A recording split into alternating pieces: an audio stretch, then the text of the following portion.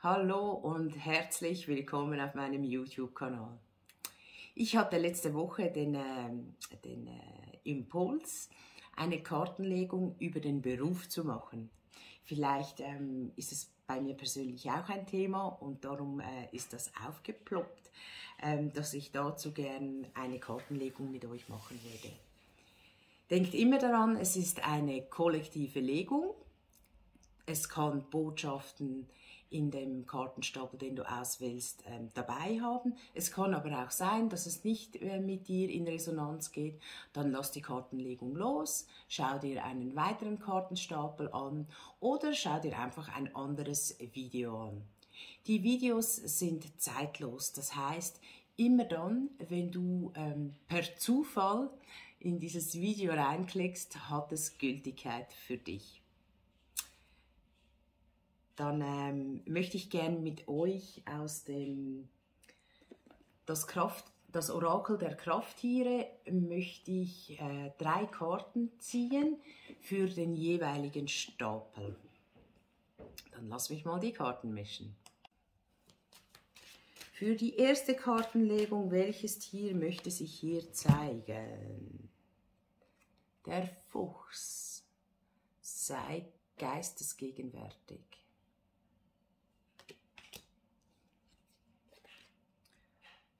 Dann haben wir das Pferd. Die Freiheit ist dein. Und der dritte Kartenstapel ist die Wespe. Manchmal zeigt uns das Leben den Stachel. Entscheide aus dem Herzen heraus, welches Tier das dich angesprochen hat. Und wie immer verlinke ich dir in der Infobox die Timesteps, dass du direkt zu deiner Kartenlegung switchen kannst. Alle weiteren Infos findest du in der Infobox. Wenn du Fragen hast oder Interesse hast an einer persönlichen Kartenlegung, auch für das findest du alle Informationen in der Infobox. Dann wünsche ich dir viel Spaß! Du hast dich für die Kartenlegung mit dem Fuchs entschieden. Der Fuchs steht für das geistig Gegenwärtige, auch für das Flinke, für das Schlaue, für das Clevere.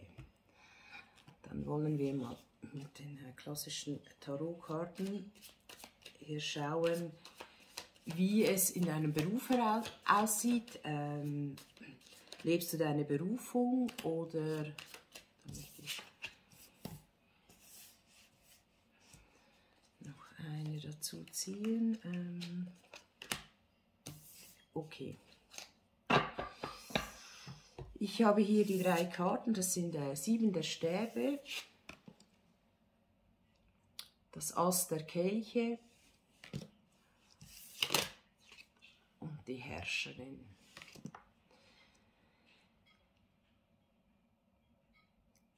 Ich nehme da als allererstes wahr, dass du dich in deinem Beruf zurzeit nicht wohlfühlst.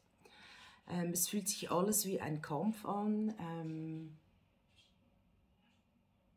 Ich höre da auch so, du musst es dir ein bisschen schönreden, aber du bist dir im Herzen bewusst, dass du an dieser Situation etwas ändern musst und möchtest oder sogar schon in der Veränderung drin bist, weil dir einfach das gute Gefühl bei deiner Berufung fehlt. Und da bist du auch auf einem wirklich guten Weg, weil diese Einsicht, die du da jetzt hast oder hattest, wird dich in das Volle bringen. Was hier jetzt jedoch auch wichtig ist, es reicht nicht, wenn du nur sagst, okay, ich bin am alten Ort oder an diesem Ort, wo ich jetzt zurzeit noch arbeite, unglücklich. Ich mag es nicht und ich habe keine Lust mehr dazu, sondern du musst wirklich in diese Veränderung kommen. Du musst den Wunsch haben, deine Gefühle, dein Innerstes nach außen zu bringen.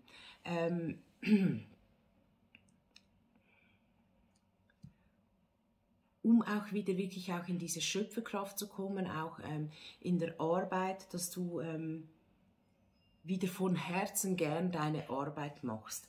Also ich sehe da, du bist dir da bewusst und wahrscheinlich schon im Prozess der Veränderung in der Arbeit, und das wird Früchte tragen. Wenn du bewusst dir überlegst, in welche Richtung möchte ich gern arbeiten, wo ist meine Berufung, was macht mir Freude, dann wird das dir bewusst und das wird dir den Erfolg bringen, weil du vorab schon genau definierst, was ist für meine Berufung wichtig. Und ich spüre da wirklich ganz fest, dass du nach deinem Herzen gehen solltest.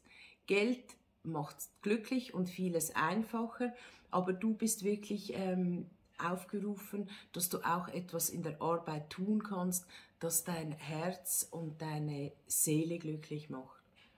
Weil sonst wirst du im Beruf, bei deiner Arbeit nie diese Zufriedenheit finden. Also das ist so ein bisschen diese Ausgangslage.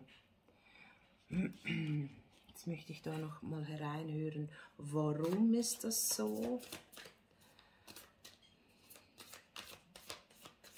Also ich schaue mir jetzt hier noch mal den Fuchs an und mit dem sei geistesgegenwärtig denke ich mir, du bist schon in dem Veränderungsprozess. Du wünschst dir schon, dass du eine Berufung findest, vor allem mit dem Ast der Kelche, dass du dich ausleben kannst, dass du dich einbringen kannst und dass du wirklich mit dem Herz dabei bist, damit du wieder auch in diese Schöpferkraft kommst, deine Berufung wirklich von Herzen zu machen. Und wenn du sie von Herzen machst, dann wird es bestimmt auch gut.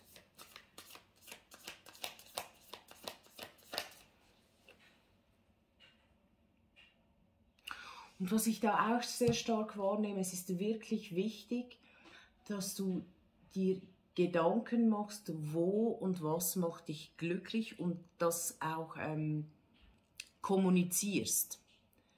Dass du es laut aussprichst, dass du es dir notierst, aufschreibst, dass das auch ins Außen kommt. Also das, was du innen fühlst, musst du ins Außen transformieren, damit das auch in die Wirklichkeit kommen kann und dass du dann auch eben in diese Schöpferkraft kommst und auch für dich selber einstehen kannst, für diese Gefühle.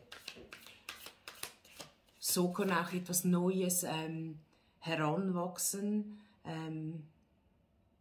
Ja, du musst ja zuerst einen Wunsch haben, damit sich das in der Realität manifestieren kann. Aber zuerst braucht es diese Weiblichkeit, dieses Wünschen, diese Innenschau, der Intuition folgen, damit auch das Universum weiß, was du dir wünschst und welcher Job oder welche Berufung es für dich bereithalten soll.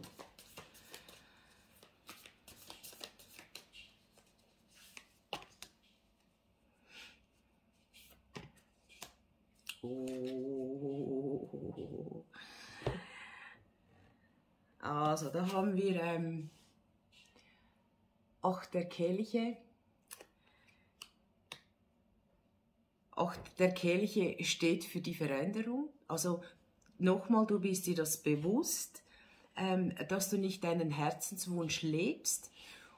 Und ich nehme auch wahr, du hättest auch schon eine Idee, was du machen könntest. Und genau diesem Gefühl sollst du folgen, weil hier kommt der Stern und der Stern kommt, dass du das Vertrauen haben kannst, auch diese Hoffnung, es steht unter einem guten Stern, dass du das wirklich angehst, deinen Herzenswunsch in der Berufung,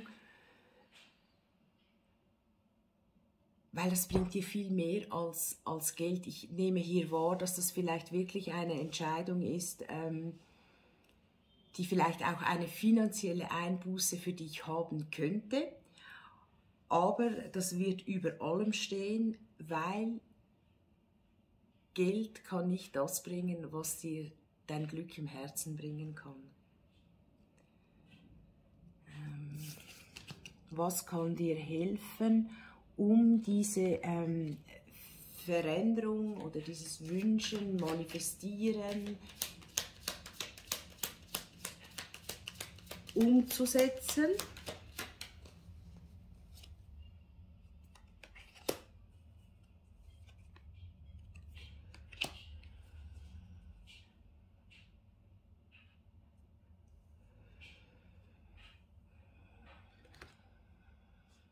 Hier haben wir die Eva und die Zufriedenheit.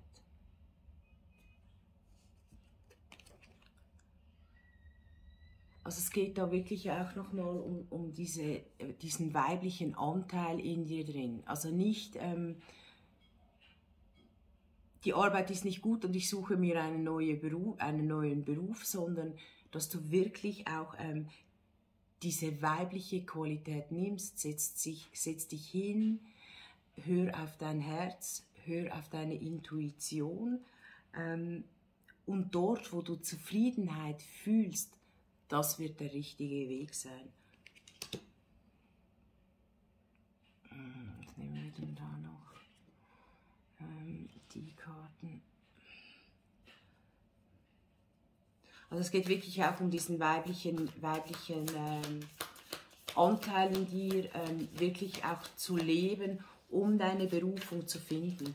Wenn du deinen Wunsch empfangen hast, dass du erst dann in die Umsetzung gehst.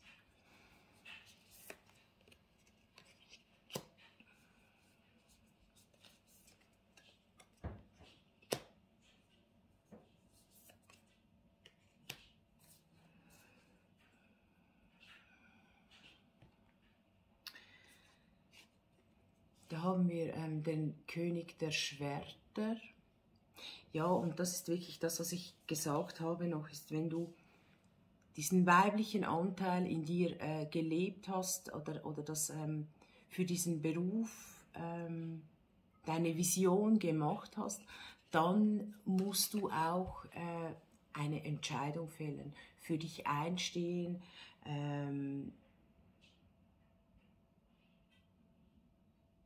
diesen Einfluss auch nehmen, in diese Veränderung zu gehen. Die Veränderung wird nicht von außen kommen. Du musst aktiv werden und den Mut haben, auch für das einzustehen und deinen Weg zu gehen, damit es auch zu deiner Berufung werden kann. Und es kann sein, dass sich das am Anfang mit den 15 der Kelche nicht einfach anfühlen wird, weil du vielleicht traurig bist, weil du vielleicht Angst hast, das Bekannte zu verlassen. Aber das Glück zeigt sich in dem, dass du deine Komfortzone verlassen darfst. Und dann wird auch wieder diese Harmonie mit der 2 der Münzen, diese Balance kommen von Job-Life-Balance, dieser Ausgeglichenheit und also du bist wirklich,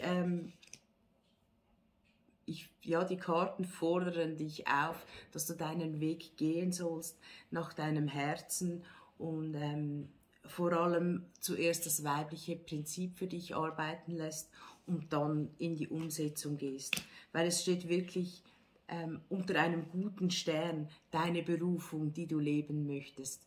Und ich denke, das ist bestimmt auch ein spannender Weg, wenn man sich wieder neu überlegen kann, was erfüllt einem, was hilft einem und was macht auch das Herz glücklich. Ich hoffe, es hilft dir weiter bei deiner Entscheidung und ich freue mich wie immer über einen Daumen hoch oder auch einen Kommentar von dir. Danke vielmals und bis zum nächsten Mal.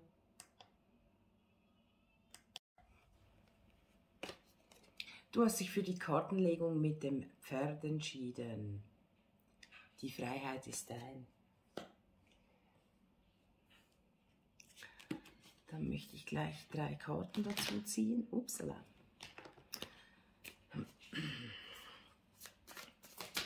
Liebe Karten, was ist wichtig für die Kartenlegung mit dem Pferd? Es geht um den Beruf und die Berufung. Was ist wichtig für das Kollektiv zu wissen, für dich zu wissen? Ziehen wir da 3 Karten.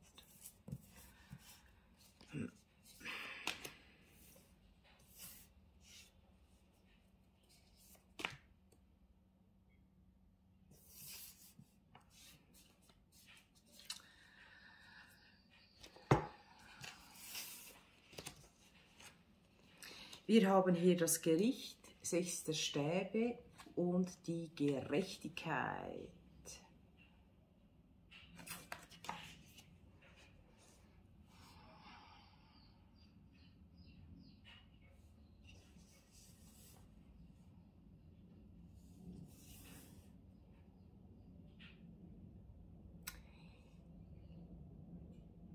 Es ist noch spannend, so dieser erste Impuls, den ich erhalte, ist, dass du nicht nur einen Job machst, sondern deine Berufung lebst, dass du entschieden hast vor längerer Zeit, dass du deinen Weg gehst,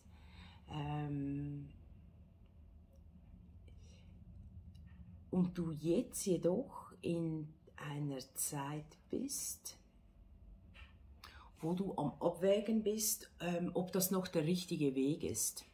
So fühlt sich das an.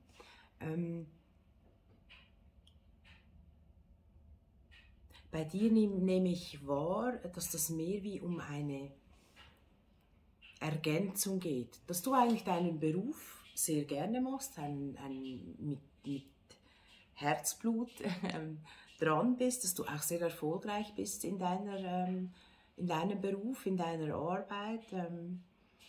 Aber es ist wie jetzt der Zeitpunkt gekommen, wo du denkst, war das alles? Oder gibt es da noch mehr? Was gibt es noch? Was könnte sich noch dir zeigen? Und da möchte ich natürlich gleich die Karten dazu befragen.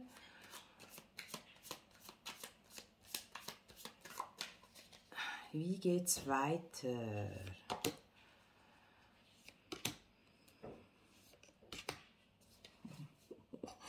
Wow. Also, es geht jetzt darum, in deinem Beruf so ein bisschen pragmatisch mit dem König der Münzen zu überlegen, dass du deinen Beruf weiterbringen kannst. Du hast dir etwas aufgebaut, du hast vielleicht auch schon Karriere gemacht, und jetzt ist es wichtig, dass du diese Innenschau haltest, denn es möchte mit dem Ass der Stäbe etwas Neues entstehen. Es möchte etwas Neues wachsen. Es möchte wieder Feuer reingebracht werden. Ja, so fühlt es sich ein bisschen an, dass wie ein bisschen zurzeit du deinen Herzensberuf lebst, aber wie das Feuer draußen ist. Und in nächster Zeit möchte da etwas Neues entstehen. Und das möchte von dir auch rausgebracht werden. Denn das, vielleicht hast du auch schon etwas im Kopf, das wird sehr erfolgreich sein. Du musst nur den Mut haben, diesen Schritt zu gehen. Und was dich vielleicht ein bisschen abhält, ist, dass du Geld investieren musst. Finanzen, ja, finanzielles, materielles investieren musst. Vielleicht hast du dir überlegt, eine Weiterbildung zu machen, oder du hast dir in deinem Beruf überlegt, vielleicht bist du selbstständig und du überlegst dir, ob du dir eine neue Maschine, ein neues Gerät, eine neue Technik zulegen sollst. Aber Also das wird wirklich das, was du dir vielleicht jetzt im Kopf hast oder was in den nächsten Tagen, Wochen sich zeigen möchte. Da möchte wirklich etwas raus, da möchte Aktivität wieder reingebracht werden und da wird auch wieder reinkommen und es wird vielleicht ein bisschen Zeit benötigen, bis es sich bezahlt macht, weil das ist so ein bisschen diese Erdmünzenergie, das kommt nicht von heute auf morgen, aber ich nehme auch wahr, dass du dir das auch bewusst bist und vielleicht dir das auch ein bisschen Angst macht, von ganzem Herzen jetzt schon Ja zu sagen zu deiner neuen Aufgabe oder Herausforderung, die du annehmen möchtest. Weil es kommt immer wieder der Verstand und der sagt, ja, aber eigentlich ist ja alles gut, ja, aber eigentlich läuft es ja bei dir. Aber deine Seele, dein Inneres möchte gerne wachsen und möchte sich verändern. Und ich lade dich, oder die Karten laden dich ein, geh diesen Weg. Du bist ein sehr erfolgreicher Mensch und lass dich von deinem Verstand nicht abhalten, sondern geh in das Bauchgefühl und ich nehme da wahr, dass da wirklich etwas erwachen möchte in dir, das herausgebracht werden möchte und sei dir bewusst, es ist von Erfolg gekrönt. Eine wunderschöne Legung, sehr kraftvoll, energiegeladen. Ich bin gespannt, was du dabei denkst, fühlst. Wie immer freue ich mich auf einen Daumen nach oben oder einen Kommentar von dir. Ich wünsche dir bei deiner Berufung ganz viel Glück und Zufriedenheit und du wirst deinen Weg gehen, ganz bestimmt. Willkommen zur dritten Kartenlegung mit der Wespe. Manchmal zeigt uns das Leben seinen Stachel und das ist so. Ich nehme da gleich wahr, dass es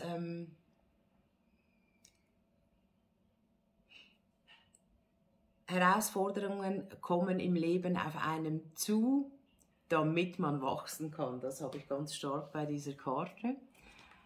Das auch einfach auch mal hinnehmen. Da bin ich sehr gespannt, was da die Karten zeigen möchten. Ich ziehe mal 3 Karten.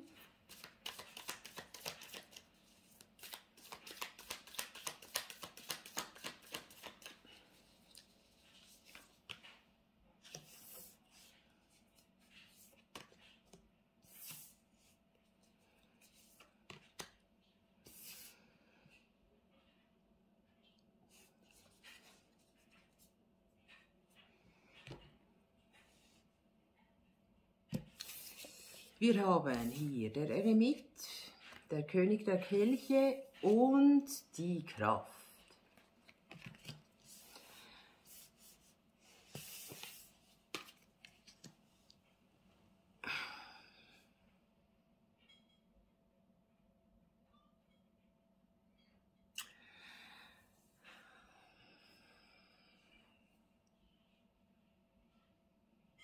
Ich nehme hier wahr, dass da so eine gewisse Unzufriedenheit ist und du dich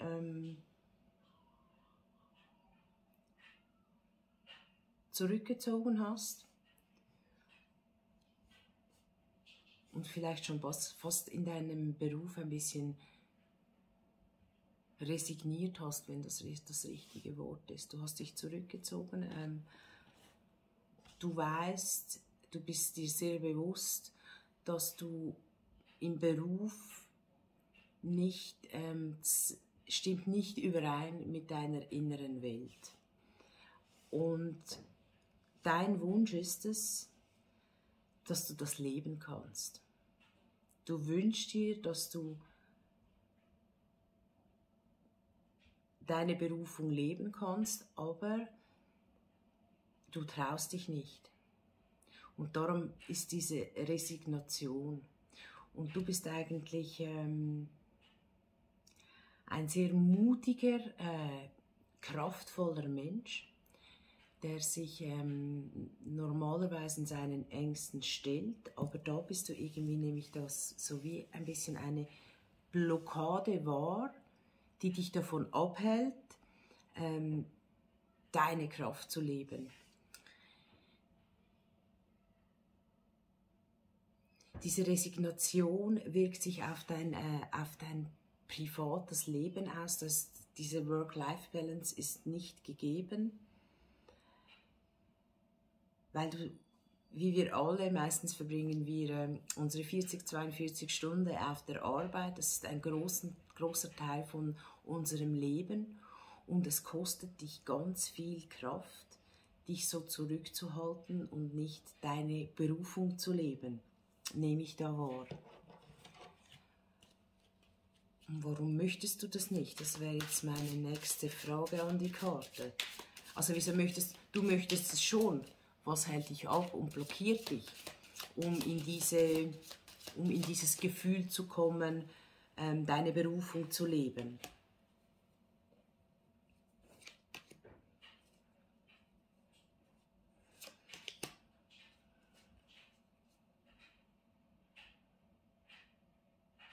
Du lässt es nicht zu. Wir haben das Rad des Schicksals, wir haben die Königin der Münzen und die 9 der Münzen.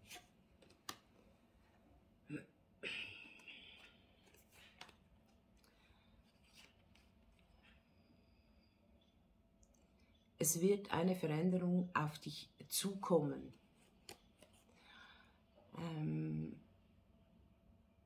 Die dir vielleicht am Anfang Angst macht, aber die Karten zeigen, dass du vertrauen sollst, dich verbinden sollst mit deiner Intuition, mit deinem Gefühl, mit deiner Seele und in das Vertrauen gehen, dass dieser Cut oder diese Veränderung oder diese Umstrukturierung in deinem Arbeitsalltag dir Gutes bringen wird. Wirklich, vielleicht ist es einfach auch die Angst, die du hast im Moment in deinem Beruf. Du weißt, es kann eine Veränderung auf dich zukommen und statt dass du sie einfach zulässt, blockierst du dich mit deiner Angst. Und die Karten raten dir, dass du wieder einfach auch in dieses Vertrauen gehst. In das Vertrauen, dass es manchmal Veränderungen braucht, damit man einen neuen Weg einschlägt oder beziehungsweise damit sich eine neue Tür öffnen kann, die sich, wenn diese Veränderung nicht wäre, gar nicht gezeigt hätte. Und das nehme ich wahr, dass du aus dieser Resignation, aus dieser Angst ausbrechen sollst und dich öffnen sollst dem Neuen, was sich dir zeigen möchte.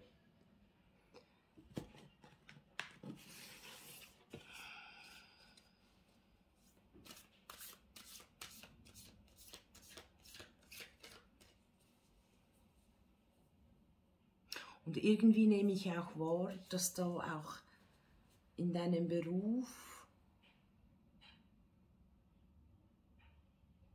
diese Resignation gekommen ist, nicht wegen der Arbeit, sondern wie wegen diesem Arbeitsumfeld. Ja, hier zeigt sich der Wachstum, also du bist aufgefordert, aus dieser Angst, aus dieser Resignation auszubrechen und wenn die Veränderung auf dich zukommt, auch wenn du zu Beginn Angst hast davor, das anzunehmen und zu vertrauen, dass das ein Erfolg wird.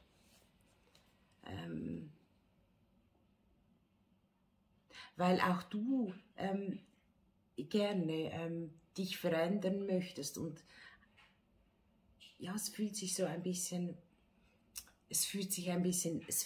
eng an. Dabei möchtest du diese Fesseln sprengen und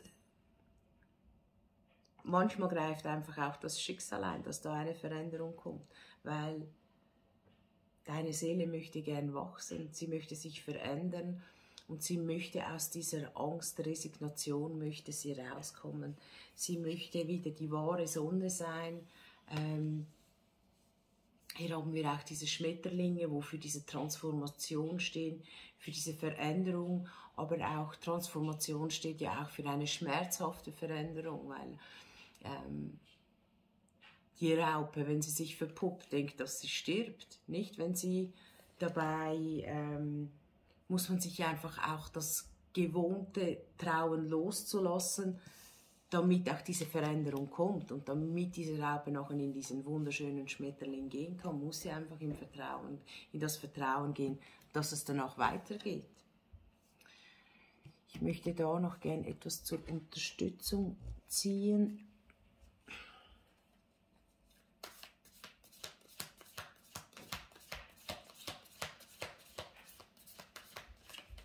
Also das hat sehr viel bei dir auch mit dem Trauen loszulassen, Trauen, die Komfortzone zu verlassen,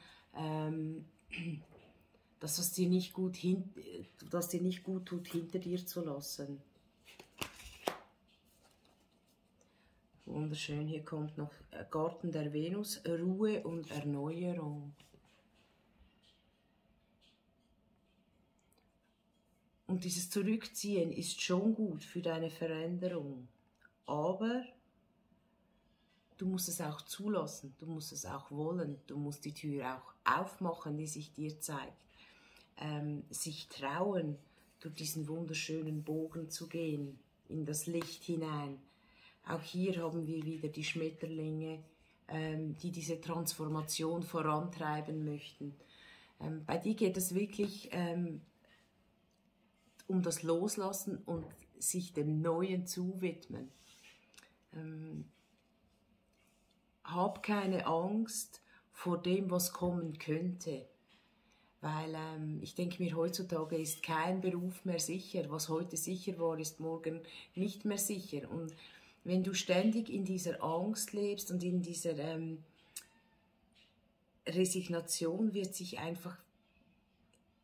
wirst du die Augen nicht offen haben, wenn sich eine neue Tür dir zeigen wird. Und auch wenn du im Team Menschen hast, die dich klein halten, das geht in dasselbe rein. Da wird eine Veränderung kommen, schneller als dass du denkst, als dass dir vielleicht lieb ist. Aber dann lass es auch zu. Sei mutig und geh es voran. Denk dran, deine Seele wünscht den Wachstum, diese Veränderung, damit du wieder in das Strahlen kommst, damit du wieder in das Licht kommst, damit du wieder eine Work-Life-Balance hast und am Sonntagabend du dich sagst, hey cool, Montag geht's zur Arbeit.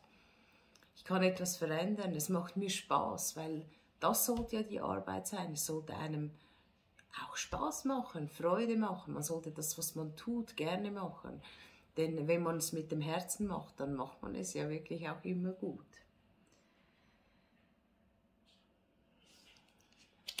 Also du bist wirklich auch so, ich höre da auch ein bisschen, du bist auch beschützt,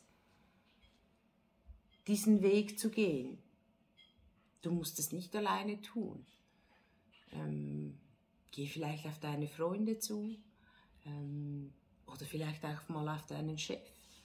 Vielleicht ist er sich gar nicht bewusst, wie unzufrieden dass du bist.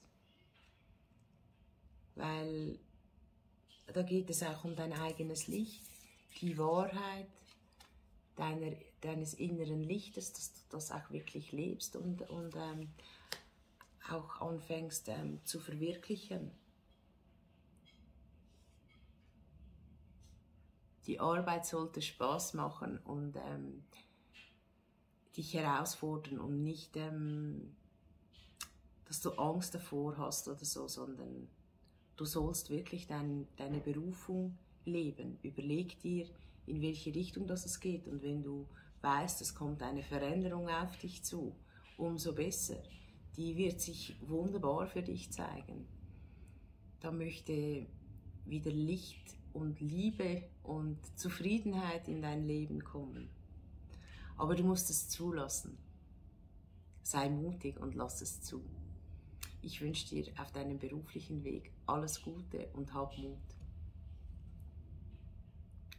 Ich freue mich natürlich immer über einen Daumen nach oben oder unten dran Kommentar schreiben, wenn dich die Legung angesprochen hat oder du auch Verbesserungen anzubringen hast.